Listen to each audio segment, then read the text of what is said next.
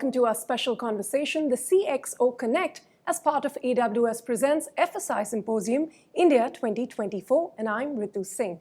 The conversation today delves into the dynamic world of fintech and how companies are leveraging cutting-edge technologies like AI and cloud computing to drive innovation, scalability and security in the financial services sector. And it is my pleasure to welcome Deepak Chandani, the Group Chief Data and Analytics Officer at AngelOne, to lead this conversation today. Deepak, thanks very much for your time here.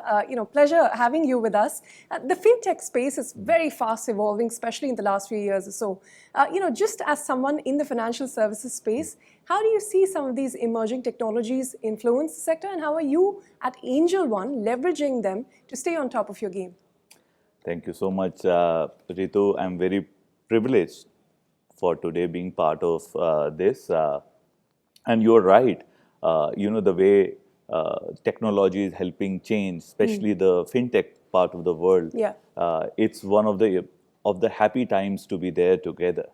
And when I talk about, you mentioned how cloud technology is helping scale.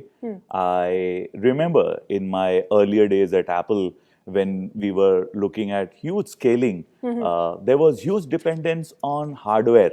You have to procure hardware, assemble hardware.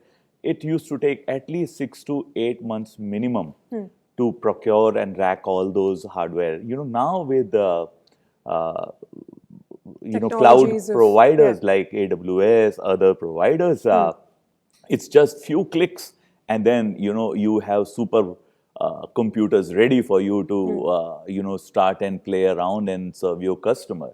Also, when you mentioned about AI, ML, I think everybody is talking about it, which scares me sometimes. Yeah, but actually, are we in the hype phase? If we are in the hype phase, and being a regulated industry, I feel I, as a CDO of AngelOne, feel enormous responsibility to ensure that what the customers are giving us data, and how do we actually not only preserve it but use it for the benefit of the customer. So now what we are doing is, based on what customer is leaving data with us, we analyze it. We have 25 plus years of other customers' data. We have seen what has worked for the customer, what has not worked for the customer. So we kind of create optimum user journeys and interventions, and we give as a suggestion to the users, because finally the user have to drive their cars nicely. But we give them maps, we give them trends as to what a user can actually pick and choose and succeed in their pursuit of making wealth. All right. One thing which I see is people get sometimes very attractive to things like FNO, intraday. Those are good instruments. SEBI is doing plenty to calm that. I agree with you, and I am very pleased that regulators are working on it. But I want people to make wealth over a period of time.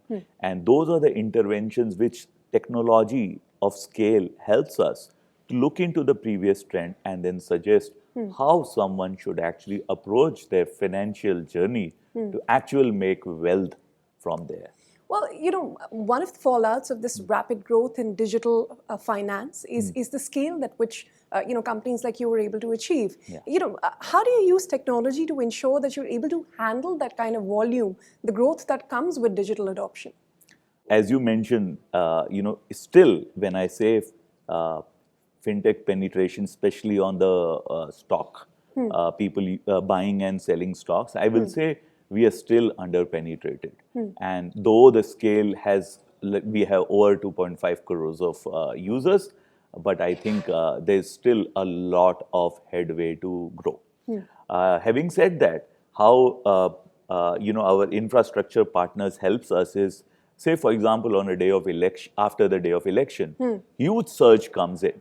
Now I don't have to provision a hardware, 10 months back to manage the growth. With few clicks of on screens, I'm ready for the days after election, or if there is any volatility coming in.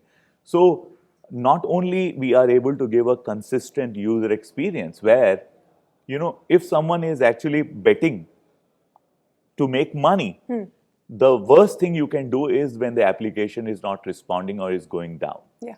So, our technological experts are using all these parameters and fine-tuning it in a way that our application is available more readily, it's very fast, it's secure, it's reliable, and users are able to make their financial decisions based on it. Speaking of users and their experience using AngelOne and your apps, you work with AWS as well, and they provide you a whole host of tools, and they, user experience optimal the way that you could do it. How are you utilizing those cloud solutions to ensure that the experience is seamless and smooth for them? So what we have done is we use variety of AWS tools and services. Say, for example, when the user is coming, what they can see, what they cannot. The whole access identity management is handled via AWS. When we are talking about key management, how do we actually ensure people are not able to use passwords, etc., all managed very nicely. The whole databases are encrypted. The data in rest as well as in motion are using the native AWS encryptions which are available. There is slew of services which we are using which helps us focus on what we are good at rather than worrying about the infrastructure and the scale. So today we assume it's always there, whatever you need. And I and my team is focusing on what my customers need. So that's how we are actually leveraging our partners, cloud partners like AWS, where all this infrastructure, security, this is expected. Today, a customer is saying, I have given you data. I am assuming you are taking care of it nicely. Well, that brings me to my next question. User experience and handling volumes is one thing, but ensuring that there is data privacy and security. How are you using some of the AWS tools, the cloud infrastructure, to stay ahead of the game, especially with the increasing, digital cyber security threats? Very good question. Especially now with the coming of DPDP Act and all. What we take data privacy very dearly, correct, and seriously. We are one of the companies who have hired many CXOs. Someone is looking into general counsel, someone is looking into CISO, someone is looking into risk. I come as a chief data officer.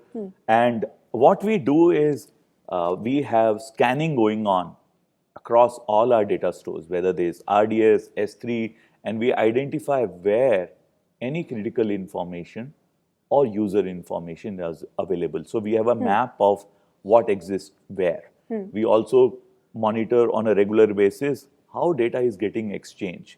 And then using right solutions, we are able, some are coming from AWS, some we have custom built, some we are using other providers also, because this is a very important space for us. We are able to build a very strong foundation where chances of data leaks are almost minimum.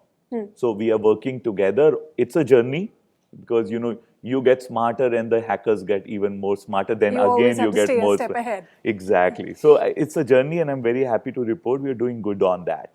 And AWS plays a very important role on that aspect. If I were to zoom out from all of this into the larger macro picture, in this era of rapid digital technologies coming in, transformation taking place, how do you ensure that there is a culture of innovation and agility? And, what are some of the examples you'd cite, for your team to learn from?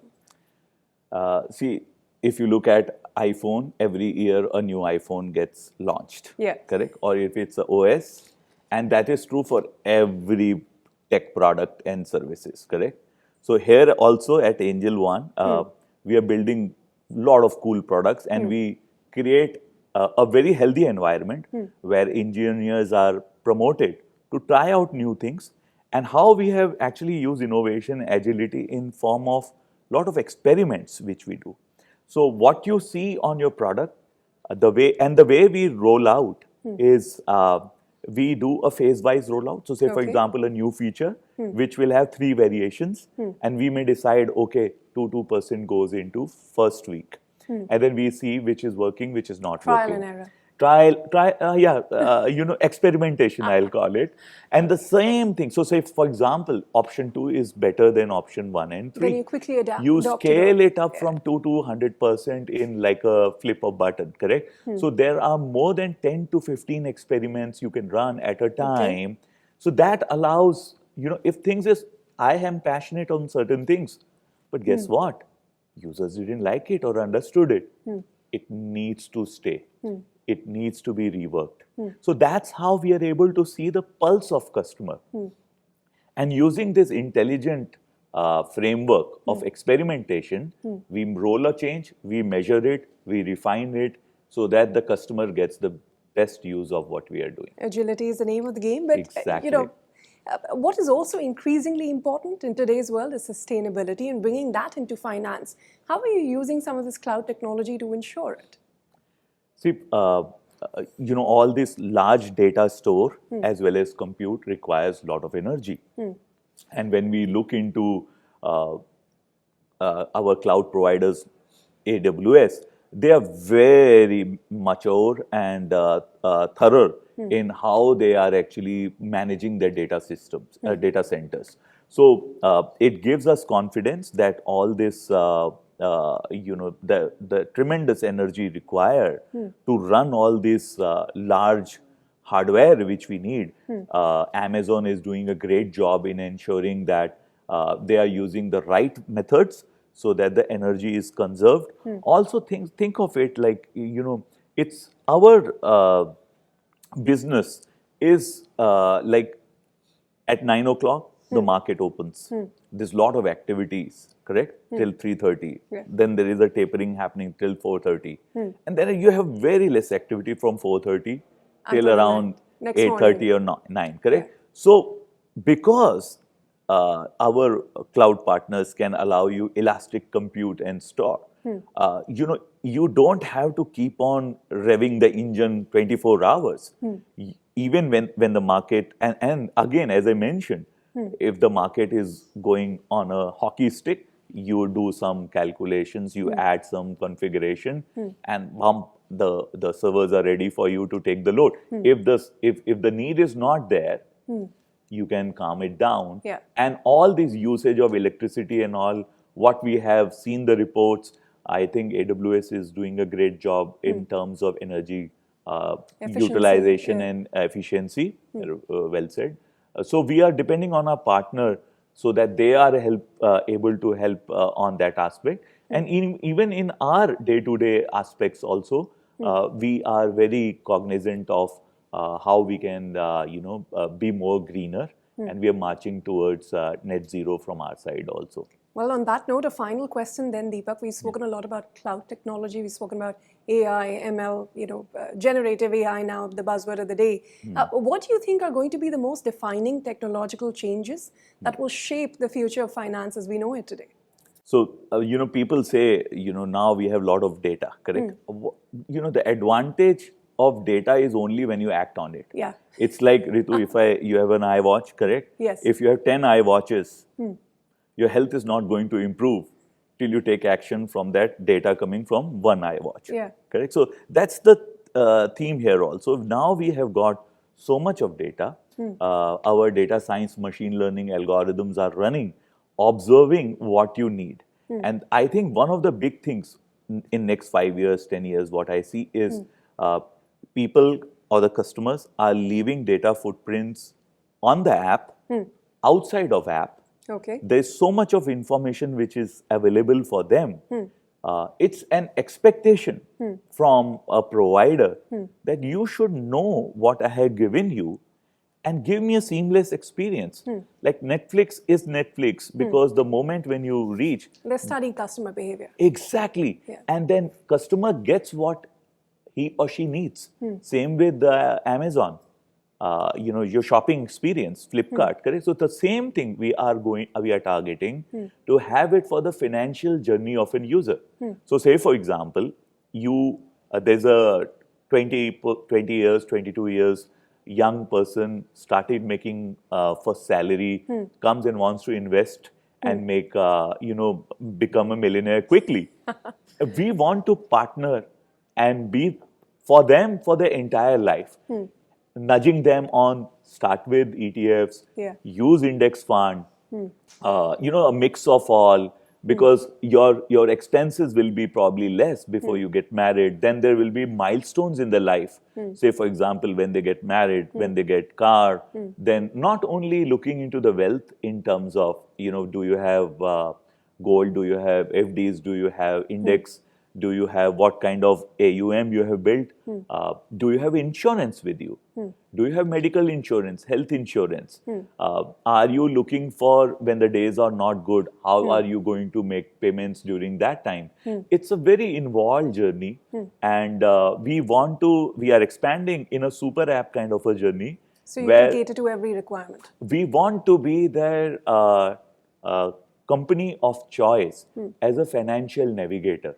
We want as you go from Google, right now you trust Google, correct?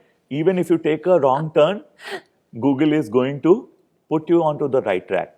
So our CMD, Dinesh Thakkar, has given this analogy that we want to be the financial navigator for billion lives in India. We want to touch billion lives in India very soon. We are already touching a fair amount of it. And we want to be the app of choice for their financial needs, Ritu. And we wish you all the very best with that, Deepak. Thank you very much for sharing your thoughts here. Thank you. Thank you very much.